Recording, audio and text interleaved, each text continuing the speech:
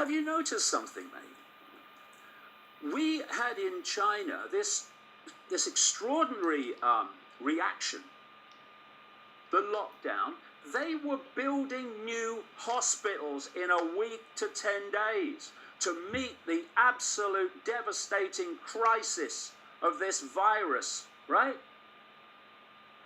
In next to no time, by comparison with where they were, those hospitals are closed. The numbers have plummeted, they say. They're now starting flights. The economy is reopening. People are going back out on the streets. What? What happened suddenly to change all that? Because it was suddenly. But if you are testing people in a certain way and you're diagnosing people in a certain way, and we're going to bring 5G into this later on as well, then you change the diagnosis and you change the way you're testing. And what happens to the numbers?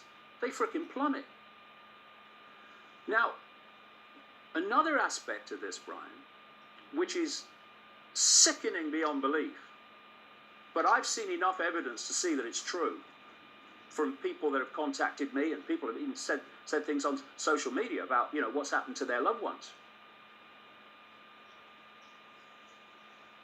They want, and when I say they, I mean this cult, which controls the pyramid of reaction.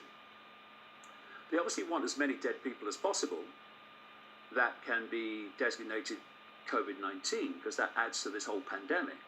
And we're going to talk about why later. We are going to talk about why, because it's a very, very big and simple reason why, and it relates to why there's a lockdown at all. But what's clearly happening is that old people in hospital, for anything, first of all, they're being tested for COVID-19, this genetic material. And for reasons I've explained, that they're going to, a lot of them are going to test positive. Not for the virus, for the genetic material. They're going to then, and according to loved ones and families, the people on the ward, etc., have said to them it's government policy. And they're trying to get these old people, the old people that the lockdown was to protect? Yeah, right. They're trying to get them to sign do not resuscitate forms, which means they can be allowed to die and not resuscitated. And when they die without resuscitation, they will be called COVID-19. Have you noticed how this is now starting to seep out?